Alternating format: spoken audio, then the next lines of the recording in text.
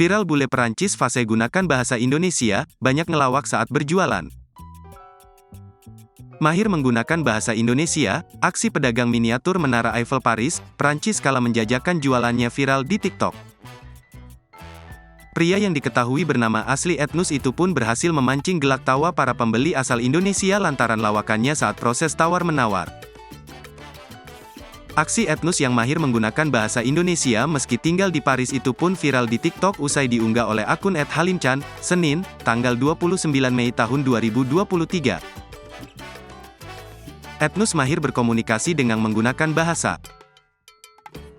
Ia bahkan sempat menyebut orang Indonesia sebagai saudaranya. Etnus bahkan sempat terlihat bercanda saat ada pelanggan Indonesia yang berusaha menawar jualannya.